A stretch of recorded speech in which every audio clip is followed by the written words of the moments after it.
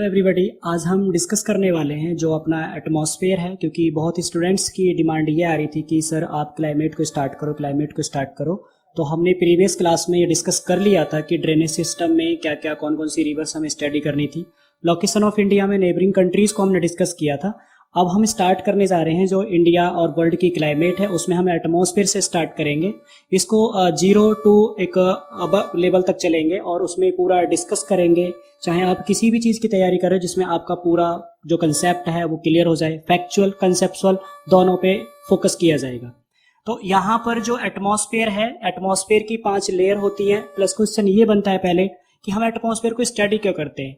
Atmosphere हमारे life में कुछ ऐसे रोल प्ले करता है जैसे ह्यूमन बॉडी का जो टेम्परेचर होता है वो गर्मियों में और सर्दियों में कोई घटता बढ़ता नहीं है, बैलेंस रहता है, कांस्टेंट रहता है। वैसे ही हमारे अर्थ का जो टेम्परेचर है वो एक कांस्टेंट रहता है, घटता बढ़ता वो ज़्यादा इंडस्ट्रियलाइजेशन की वजह से ऐसा हो जाता है। लेकिन हमारी धरती का जो तापमान है वो बैलेंस रहता है, वो वायुमंडल की वजह से रहता है। अब क्वेश्चन ये बनता है कि पृथ्वी की जो लेयर्स हैं उन्हें क्यों पढ़ते हैं। तो अर्थ की जो एटमॉस्फेयर की जो लेयर्स हैं उन्हें हम स्टडी क्यों करते हैं अलग अलग पार्ट में, क्योंकि जैसे जैसे हम अर्थ के एक सरफेस से लेकर और स्पेस तक की बात करते हैं तो अर्थ पर जो एटमॉस्फेयर में गैसेस है उनका जो कॉम्बिनेशन है, उनकी जो डेंसिटी है वो डिफरेंट मिलेगी। जैसे जैसे हम ऊपर की ओर जाएंगे तो गैसेस की जो डेंसिटी है और एटमॉस्फेयर में जो एक पार्ट है गैसेस का वो धीरे धीरे ऊपर जाने पर इसकी डेंसिटी कम हो जाती है। जैसे जैसे डेंसिटी जहां पर घट बढ़ रही है उसको यहाँ पर लेयर टू लेयर डिफाइन किया गया है। जैसे हम एटमॉस्फेयर को सबसे पहले इसमें एक होमोस्फेयर है, एक हेट्रोस्फेयर है। शायद कुछ स्टूडेंट ये पहली बार सुनेंगे कि होमोस्फेयर क्या होता है, हेट्रोस्फेयर क्या होता है, क्योंकि मोस्टली स्टूडेंट ने क्या है ट्रोपोस्फेयर है, स्ट्रेटोस्फेयर है, मेसोस्फेयर है, एक्सोस्फेयर है, आइनोस्फेयर, थर्मोस्फेयर, ऐसे 5 लेयर को स्टडी किया है। बट यहाँ पर तुम्हें कुछ डिफरेंट सीखने को मिलेगा, प्लस ये भी समझने को मिलेगा कि एटमॉस्फेयर का एक ह्यूमन लाइफ पर, ह्यूमन फ्लोरा एंड फौना पर क्या इम्पैक्ट पड़ता है और एटमॉस्फेयर एक अर्थ के साथ में कैसे बाइंडिंग है और आयोनाइजेशन क्या होता है, ओजोन लेयर कैसे है, देन जो एरोप्लेन्स हैं, डोमेस्टिक एरोप्लेन्स हैं, देन इंटरनेशनल फ्लाइट्स हैं, वो कौन से लेयर में फेवरेबल रूप से उड़ान भरती हैं, उनको यहाँ पर डिस्कस करेंगे। देखो होमोस्फेयर का, होमो का मतलब होता है सेम, तो जो ये ट्रोपोस्फेयर से लेकर 80 किलोमीटर तक का एरिया है एटमॉस्फेयर में, इसको क्या है होमोस्फेयर में रखा जाता है। ऐसा मानना है वैज्ञानिकों का कि यहाँ पर तापमान न ज्यादा घटता है न ज्यादा बढ़ता है, लगभग संतुलित रहता है। देन जैसे ही 80 से 400 किलोमीटर तक का जो ऊपर 1000 तक का जो दायरा आता है उसको हम हेट्रोस्फेयर कहते हैं, क्योंकि यहाँ पर क्या है जो दिन में जो एटमॉस्फेयर का एरिया है वो एक्सपांड कर जाता है और जो रात है वो आप यहाँ पर सिकुड़ जाता है, यहाँ पर फ्लैक्चुएट ज्यादा करता है। और जो होमोस्फेयर है यहाँ पर जो एक एटमॉस्फेयर है वो फ्लैक्चुएट कम करता है। इसलिए जो 80 किलोमीटर तक का इसका दायरा होता है उसको होमोस्फेयर कहते हैं और जो 80 किलोमीटर से ऊपर होता है उसको हेट्रोस्फेयर कहते हैं। बात आती है यहाँ पर ट्रोपोस्फेयर की। देखो ट्रोपो का मीन्स क्या होता है, ट्रोपो का मीन्स होता है चेंज, तो जिसमें डिस्टर्बेंस क्रिएट होते रहते हैं, हिंदी में कहते हैं क्षोभ मंडल। तो ये क्या है, हमारी जो धरती की सतह है उसमें सबसे नीचे वाली जो परत है जिसमें हम एग्जिस्ट करते हैं वो ट्रोपोस्फेयर है, पहली लेयर है। जैसे जैसे हाइट के ऊपर ऊपर बढ़ते हैं तो ट्रोपोस्फेयर में जो टेम्परेचर है वो डिक्रीज होता है। जितने भी जो लोकल फ्लाइट्स होते हैं, जो डोमेस्टिक फ्लाइट्स होते हैं वो उड़ान भरते हैं ट्रोपोस्फेयर में। देन ट्रोपोस्फेयर एक इंपॉर्टेंट लेयर है एटमॉस्फेयर की ह्यूमन लाइफ के लिए, बिकॉज एवरी जो क्लाइमेटिक फिनोमेना है, वेदर फिनोमेना है, वो एग्जिस्ट करता है ट्रोपोस्फेयर में। फॉर एग्जांपल हेल स्टॉर्म है, देन थंडरिंग है, क्लाउड बर्स्ट है, देन आंधियों का आना है, जलवायु परिवर्तन है, मौसम परिवर्तन है, बर्फ का पिघलना है। ये सारी एक्टिविटी जितनी भी वेदर से रिलेटेड है वो सब ट्रोपोस्फेयर में होती है। तो ट्रोपोस्फेयर क्या है, एटमॉस्फेयर की फर्स्ट लेयर है और जैसे जैसे एटमॉस्फेयर में ऊपर की ओर चलते हैं इस ट्रोपोस्फेयर में तो टेम्परेचर डिक्रीज होता चला जाता है। ऐसा इसलिए होता है क्योंकि जो हमारा एक सरफेस है ये अनइवन है। जब सनलाइट ऊपर से आती है तो नीचे आकर सनलाइट कंजेस्टेड हो जाती है और अर्थ का जो सरफेस का टेम्परेचर है और आसपास का जो एक टेरेस्ट्रियल पार्ट का टेम्परेचर है वो कंजेस्टेड होकर टेम्परेचर इंक्रीज कर देता है। जैसे ऊपर जाकर वायु ऊपर फैलती है, ऊपर जैसी एंट्री करेगी तो वायु फैलेगी और ठंडी हो जाएगी, तापमान गिर जाएगा। इसलिए ऊंचाई पर चलने पर जो तापमान होता है वो कम मिलता है और धरातल पर जो समुद्र तल होता है वहां पर तापमान आपको ज्यादा मिलता है। देन ट्रोपोस्फेयर कहां तक एक अपनी बाउंड्री निर्धारित करता है, तो ट्रोपोपॉज है, पॉज का मतलब होता है रोकना, तो एक ऐसा स्थान जहां पर जाकर कुछ तापमान घटना बढ़ना कम हो जाता है और एक बैलेंस होना स्टार्ट करते हैं, उसको ट्रोपोपॉज कहते हैं। तो स्ट्रेटोस्फेयर ट्रोपोस्फेयर की सीमा को ट्रोपोपॉज कहते हैं, क्षोभ सीमा कहते हैं जो हिंदी में इसका नाम है। तो ट्रोपोस्फेयर के नॉर्थ में जो आता है वो स्ट्रेटोस्फेयर है। स्ट्रेटोस्फेयर में ओजोन लेयर लोकेटेड है। ओजोन लेयर क्या है, एक अर्थ का ब्लैंकेट के रूप में काम करता है। प्लस ये भी क्वेश्चन आता है कि ट्रोपोस्फेयर की हाइट पोल्स पर इक्वेटर पर इक्वल होती है, एवरेज हाइट क्या है, क्योंकि यहाँ तो 8 ही किलोमीटर मैंने लिख रखी है। तो जो ट्रोपोस्फेयर है, ट्रोपोस्फेयर की जो हाइट है पोल्स पर वो 8 किलोमीटर ही होती है, इक्वेटर पर ये 18 किलोमीटर तक हो जाती है। ऐसा इसलिए होता है क्योंकि इक्वेटर पर सन रेज वर्टिकल हो जाते हैं और वहां पर जो कन्वेक्शन करंट्स है वो रेज हो जाएंगे, जैसे राइज होंगे तो ट्रोपोस्फेयर की जो हाइट है इक्वेटर पर वो बढ़ जाएगी और पोल्स पर हाइट है वो आपकी कम हो जाती है।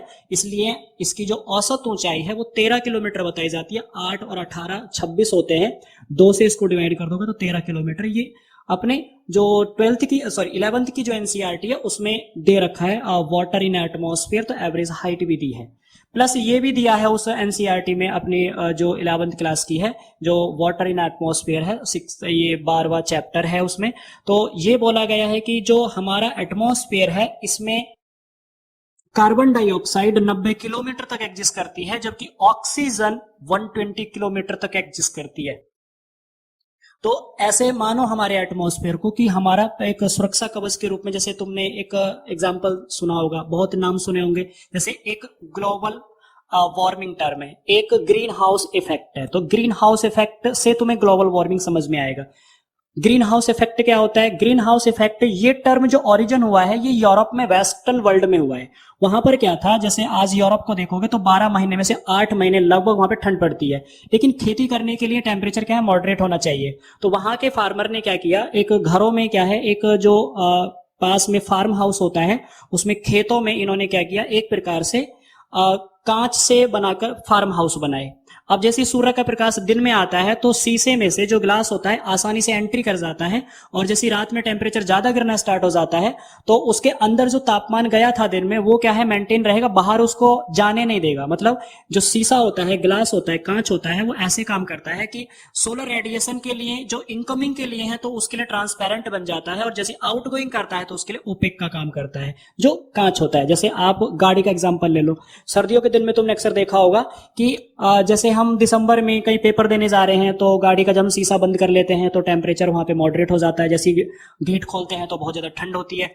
ऐसा इसलिए होता है क्योंकि बॉडी का जो टेम्परेचर है वो अंदर ही रह गया और वो बाहर नहीं आ रहा, क्योंकि वो कांच जो है बाहर नहीं जाने दे रहा, लेकिन बाहर का जो तापमान होता है वो कांच के अंदर से आसानी से एंट्री कर जाता है। वैसे ही जो ग्रीन हाउस इफेक्ट होता है वो यही है, क्योंकि उसमें रात में तापमान उसका मेंटेन रह जाता है, प्लांट इजिली ग्रो कर जाता है, उसको ग्रीन हाउस इफेक्ट कहते हैं, हरित गृह प्रभाव। ग्लोबल वार्मिंग क्या होता है? ग्लोबल वार्मिंग में कुछ ऐसा होता है, सूर्य से जो प्रकाश आता है, जब सन से लाइट आती है, सन से रेडिएशन आता है, जो सूर्य का प्रकाश धरातल तक आता है, तो हमारी पृथ्वी पर क्या है, बहुत सारी गैसेज हैं जिसमें कार्बन डाइऑक्साइड एक इंपॉर्टेंट रोल प्ले करती है। तो कार्बन डाइऑक्साइड क्या करती है, जब सोलर रेडिएशन इनकमिंग करता है तो उसके लिए ट्रांसपेरेंट का काम करती है, आसानी से उसे आने देती है।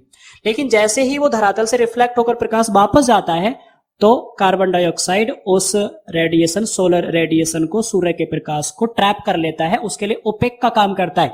इनकमिंग के लिए ट्रांसपेरेंट है, आउटगोइंग के लिए एक ओपेक का काम कर रहा है। इसलिए जो सूर्य का प्रकाश आ रहा है वो आ तो आसानी से रहा है लेकिन जा आसानी से नहीं रहा, इसमें धरती का जो तापमान है डे बाई डे इंक्रीज हो रहा है, इसलिए हम उसको नाम देते हैं ग्लोबल वार्मिंग, वैश्विक तापन, पृथ्वी का तापमान बढ़ रहा है। उसी कई में से एक आपके एटमॉस्फेयर की ये लेयर है जिसमें हम ट्रोपोस्फेयर को स्टडी कर रहे थे। ट्रोपोस्फेयर में आती है आपके स्ट्रेटोस्फेयर। स्ट्रेटोस्फेयर दूसरी लेयर है और ये 8 से 50 किलोमीटर तक एग्जिस्ट करती है। इसमें 20 किलोमीटर 25 किलोमीटर के बीच में एक कंसंट्रेशन जोन बनता है जिसको हम ओजोन लेयर कहते हैं। ओजोन लेयर क्या करती है, एक प्रकार से जो सूर्य से अल्ट्रावायलेट रेज आती हैं उनको डायरेक्ट आने से रोकती है और ये पृथ्वी को जो एक रेडिएशन है, अल्ट्रावायलेट रेडिएशन है, जो परावैंगनी किरणें हैं उनका जो एक रेडिएशन पड़ता है उससे बचाव करती है। यानी एक प्रकार से ये 3 प्रकार की होती हैं, ultraviolet A, ultraviolet B, ultraviolet C. और ये जो बहुत ज्यादा हार्मफुल होती हैं, जैसे सी जो है बहुत ज्यादा हार्मफुल होती है, ए जो है ये एक बी जो है विटामिन डी के लिए जैसे काम करती हैं, ए जो है आपके एक रेडिएशन का काम करती है, सी बहुत ज्यादा हार्मफुल होती है। इस आधार पर ये 3 एक अल्ट्रावायलेट रेज होते हैं और कोई स्किन डिजीज का कॉज बनती हैं तो कोई विटामिन डी का कॉज बनती हैं। इनसे प्रोटेक्शन हमें मिलती है तो वो ओजोन लेयर है। ओजोन लेयर को लेकर मैं तुम्हें अक्सर बताता रहता हूं कि कई समिट हुए हैं। सबसे पहले समिट हुआ था जो एक मॉन्ट्रियल प्रोटोकॉल है कनाडा में, उसके बाद में किगाली एग्रीमेंट हुआ 2016 में, और 16 सितंबर को एवरी ईयर हम ओजोन डे सेलिब्रेट करते हैं। तो दूसरी लेयर को स्ट्रेटोस्फीयर, हिंदी में इसको समताप मंडल कहते हैं, जो ट्रोपोस्फीयर के उत्तर में स्थित है। इसी में ओजोन परत है और इसी में अंतरराष्ट्रीय जो वायुयान होते हैं, इंटरनेशनल जो फ्लाइट्स होते हैं वो उड़ान भरते हैं, जबकि डोमेस्टिक जो एरोप्लेन्स होते हैं वो ट्रोपोस्फीयर में उड़ान भरते हैं। उसके बाद में फिर जैसे नॉर्थ की ओर चलोगे तो इसमें तीसरी लेयर आ जाती है मेजोस्फीयर, जिसको मध्य मंडल कहते हैं। मध्य मंडल 50 से 80 किलोमीटर के बीच में फैली हुई है और ये ऐसी लेयर है जैसे जैसे हम ऊंचाई पर चलते हैं तो टेम्परेचर क्या होता है, डिक्रीज होता है, जबकि स्ट्रेटोस्फीयर में विद हाइट टेम्परेचर डिक्रीज हो रहा है। जो एक एटमॉस्फेयर है, एटमॉस्फेयर में इंक्रीज डिक्रीज टेम्परेचर के जो रेट है उसको नॉर्मल लैप्स रेट कहा जाता है। जो वायुमंडल है उसमें तापमान में वृद्धि गिरावट को हम सामान्य ह्रास दर कहते हैं। देन यहाँ पर जो मेसोस्फीयर है, मेसोस्फीयर में क्या होता है कई बार, क्योंकि जैसे ये सन है तो सन के नियर बाई कौन सा प्लैनेट है, तो आप बोलेंगे कि सर मरकरी है। मरकरी से फिर दूसरे डिस्टेंस पे कौन सा है, तो आप बोलेंगे वीनस है। वीनस के बाद में अर्थ आ जाता है।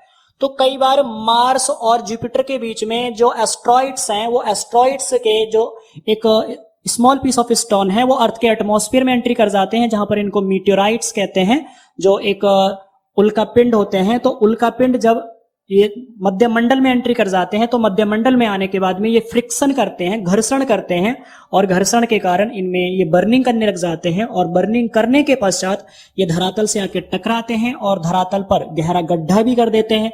उस गड्ढे को ज्योग्राफी में क्रेटर नाम दिया जाता है। जैसे महाराष्ट्र में एक लोनार लेक है, उल्कापिंड के गिरने से बनी थी। ये फ्रिक्शन क्या होता है, फ्रिक्शन का मतलब होता है कि जैसे आप सर्दियों में अक्सर देखते हैं कि हाथ को रब करते हैं तो एक हाथ ऐसे जा रहा है, एक हाथ ऐसे, तो एक घर्षण बन रहा है और उस घर्षण के कारण क्या है, एनर्जी जनरेट हो रही है। वैसे यहां पर क्या है, जो उल्का है तो उल्का और जो मध्य मंडल में जो एयर है उसके बीच में घर्षण बनता है। उस घर्षण की वजह से इसमें आग लग जाती है और आग लगने से ये पृथ्वी की सतह से टकराते हैं और टकराने के बाद में पृथ्वी पर गड्ढा बनता है, जिसको ज्योग्राफी में क्रेटर कहा जाता है। कई बार ये पानी में गिर जाते हैं, जैसे महासागरों में गिर जाए तो वहां पर सुनामी वगैरह ला देते हैं, जो मीटियोराइट्स हैं, जो उल्कापिंड होते हैं। तो ये तीसरी लेयर है, इसमें हाइट के अकॉर्डिंग टेम्परेचर डिक्रीज होता है। फिर चौथी लेयर है जिसको हम आयन मंडल या ताप मंडल कहते हैं, आइनोस्फेयर और थर्मोस्फेयर। तो इसमें क्या होता है, जो आइनोस्फेयर है और थर्मोस्फेयर है इसमें आयोनाइजेशन होता है। ये आयोनाइजेशन क्या होता है, आयनीकरण हिंदी में कहते हैं। इसका मीनिंग क्या होता है, इसमें जो नाइट्रोजन ऑक्सीजन के एटम्स होते हैं तो वो एटम्स क्या करते हैं, कई बार इस आयन मंडल में एंट्री कर जाते हैं और इंडिपेंडेंटली फ्लो करते रहते हैं। लेकिन कई बार क्या होता है, जब सूर्य का प्रकाश आ रहा होता है तो उसमें से गामा रेजेस जैसे आते हैं और गामा रेजेस इनके ऊपर अटैक करते हैं, तो ये जो आयन है इनमें से जो इलेक्ट्रॉन है वो टूटकर अलग हो जाते हैं और पॉजिट्रॉन जो होते हैं वो पृथ्वी की धरातल पे आने की ट्राई करते हैं, इलेक्ट्रॉन जलकर ऊपर चले जाते हैं, उसी को हम आयनीकरण कहते हैं, आयोनाइजेशन। तो ये आयोनाइजेशन के लिए जाना जाता है। और ये थर्मोस्फेयर चौथी लेयर है एटमॉस्फेयर की, इसमें हाइट के अकॉर्डिंग टेम्परेचर इंक्रीज होता है। देन उसके बाद में फिर आपकी आती है पांचवी लेयर जिसको हम एक्सोस्फेयर कहते हैं, बहिर्मंडल है ये। और बहिर्मंडल सबसे लास्ट लेयर है ये एटमॉस्फेयर की, क्योंकि 1000 किलोमीटर तक ये एटमॉस्फेयर का एक बॉर्डर आता है। तो फिर ऊपर क्या बना हुआ उसको धीरे धीरे समझेंगे। अभी पहले इसको समझ लो। एक्सोस्फेयर में लाइट गैसेस मिलेंगे आपको एटमॉस्फेयर की, जैसे हीलियम है, हाइड्रोजन है। ये हल्की गैसेस हैं जो आपको एक्सोस्फेयर में एग्जिस्ट होती नजर आएंगी। भारी गैसेस आपको ट्रोपोस्फेयर में नजर आएंगी, क्योंकि जो भारी पदार्थ हैं, क्योंकि डेंसिटी के अकॉर्डिंग ये लेयर डिवाइड की गई है। जैसे जैसे जहां पर डेंसिटी जितनी बनती जा रही है उसके हिसाब से ये लेयर्स हैं डिफाइन की गई हैं। तो एक्सोस्फेयर के बाद में फिर स्टार्ट होता है मैग्नेटोस्फेयर, और मैग्नेटोस्फेयर में क्या होता है, जो एक स्टेशनरी फेज ऑर्बिट है ये यहां पर फिट किया गया है। और जो IRS है, जैसे एक्सोस्फेयर दिखा रखा है, तो IRS के इंडियन रिमोट सेंसिंग है। और एक होता है जो GSAT है, तो GSAT है और आपके IRS है। तो IRS क्या था, 1000 किलोमीटर की ऊंचाई पर ये पृथ्वी के ध्रुवों से उसके चारों ओर चक्कर लगाते हैं, जबकि जो एक जियोस्टेशनरी सैटेलाइट सिस्टम होता है वो क्या 36,000 किलोमीटर की डिस्टेंस से, वो क्या जैसे मान लो ये पृथ्वी है, पृथ्वी का ये तुमने एक जियोस्टेशनरी पॉइंट माना, तो उसके साथ साथ ऐसे घूमते रहेंगे। जबकि जो IRS है वो क्या है, आपके north pole to south pole ऐसे ऑर्बिट करता है, पृथ्वी ऐसे घूमती रहेगी। तो ये 1000 किलोमीटर तक के होते हैं, और जो जियोस्टेशनरी सैटेलाइट होते हैं वो 36,000 किलोमीटर ऊंचाई पर पृथ्वी के चारों ओर चक्कर लगाते हैं। तो IRS और GSAT ये सब मैग्नेटोस्फीयर के बाद में स्टार्ट होते हैं। अब यहां से ये एटमॉस्फेयर की जो लेयर है ये 1000 किलोमीटर तक का एरिया है। इसके ऊपर चलोगे तो इसमें अंतरिक्ष मंडल स्टार्ट हो जाता है, जिसको हम सेलेस्टियल स्फीयर कहते हैं, अंतरिक्ष मंडल। क्योंकि यहां तक गुरुत्वाकर्षण बल प्रॉपर वर्क करता है, इसके ऊपर गुरुत्वाकर्षण बल है वो प्रॉपर वर्क नहीं कर पाता, इसलिए ये सेलेस्टियल स्फीयर के नाम से जाना जाता है। क्रोमोस्फीयर इसके उत्तर में आता है। क्रोमोस्फीयर क्या होता है, क्रोमोस्फीयर मींस आपके कलर, और कलर क्या होता है, जो 7 कलर है। 7 कलर क्या है, विबजियोर के नाम से हम जो जानते हैं, VIBGYOR, जो आपके सन में 7 रंग होते हैं, विबजियोर या विबगियोर जो भी आपके एक लिखते हैं, तो ये पॉइंट होगा VIBGYOR।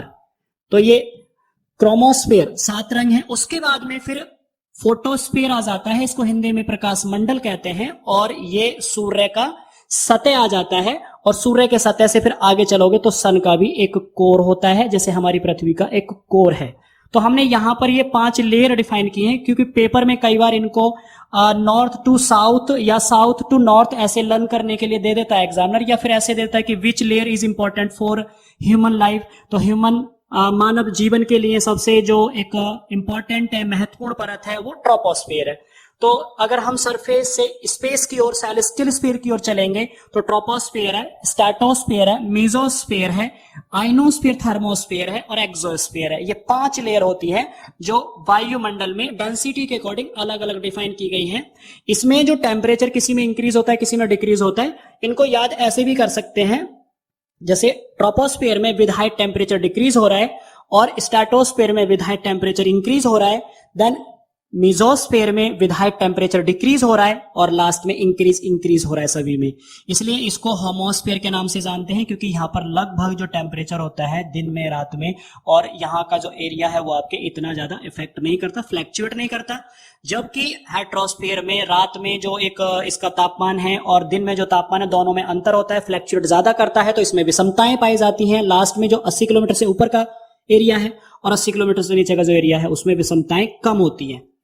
बात आती है इसमें जो एटमॉस्फेयर है, एटमॉस्फेयर में सबसे ज्यादा कौन सी गैसेस का कॉम्बिनेशन है। तो आई होप आप सभी अवेयर हैं कि जो नाइट्रोजन है ये पहले नंबर पर आती है। नाइट्रोजन 78% है लगभग। उसके बाद में ऑक्सीजन आती है, ये 21% के अराउंड है। देन उसके बाद में आर्गन आती है, आर्गन है, आर्गन लगभग 0.94% के अराउंड है। और चौथी मोस्ट इंपॉर्टेंट गैस है कार्बन डाइऑक्साइड, ये 0.03% के अराउंड है, बट ये प्रेजेंट में इंक्रीज हो चुकी है। ये गैसेस का कॉम्बिनेशन है। तो ये मैंने आपको इंट्रो दिया है, जो एटमॉस्फेयर की 5 लेयर हैं उनको हम डिफाइन कर रहे थे इसमें अभी तक। इसके आगे जो आपको पढ़ाया जाएगा, एयर प्रेशर पढ़ाया जाएगा, देन रेन का डिस्ट्रीब्यूशन पढ़ाया जाएगा, जितने भी सीजन है, कोपेन का जो क्लासिफिकेशन है, इंडियन क्लाइमेट का, वर्ल्ड क्लाइमेट का, तो ये आपको अलग अलग पार्ट में मिलता रहेगा। और ये ऐसा टॉपिक है जो एटमॉस्फेयर है, ये एवरी एग्जाम में, चाहे तुम किसी भी एग्जाम की तैयारी कर रहे हो उसमें हमेशा क्वेश्चन पूछा ही पूछा जाता है, क्योंकि मैं टॉपिक ही ऐसे अपलोड कर रहा हूं जो सभी एग्जाम में इंपॉर्टेंट है। ऐसा नहीं है कि किसी एक एग्जाम को फोकस करके ये टॉपिक आपको अपलोड किया जा रहे हैं। तो इनको आप बार बार एक स्पीडोमीटर लगा के पॉज कर करके आप बार बार रिवीजन करेंगे तो आपको बहुत हेल्प करेगा। क्योंकि कई बार क्या होता है, कंटेंट लिखवा दिया जाता है क्लास में लेकिन प्रॉपर वो रिवीजन नहीं हो पाता, तो आप जैसे बोर भी हो रहे होते हैं तो तब भी आप इसको आराम से एक स्लो स्पीड करके इजीली सुन सकते हैं। आज के लिए इतना ही। नेक्स्ट वीडियो में हम सेकंड पार्ट लेकर आएंगे जो क्लाइमेट का होगा। और अगर कुछ इंप्रूवमेंट करने की जरूरत है, कि जैसे मुझे अच्छा लगा कुछ स्टूडेंट ने बोला कि सर वॉइस थोड़ी सी एक स्लो है और कुछ एक स्लो स्पीड भी है, तो उसमें थोड़ा इंप्रूवमेंट करो, तो मैं धीरे धीरे जितनी भी वीडियोस होंगे उसमें इंप्रूवमेंट करता जाऊंगा। अगर कुछ कंटेंट में भी आपके रिलेटेड कुछ आपकी क्वेरीज हैं, कोई एक सजेशन है, एडवाइस है, तो आपका मोस्ट वेलकम है। आप कमेंट करके हमें बताएं, तभी जाकर हम आगे इंप्रूवमेंट कर पाएंगे। क्योंकि आप अगर कमेंट नहीं करेंगे तो मुझे पता भी नहीं चलेगा कि मैं कहाँ गलती रिपीट कर रहा हूँ। So thank you.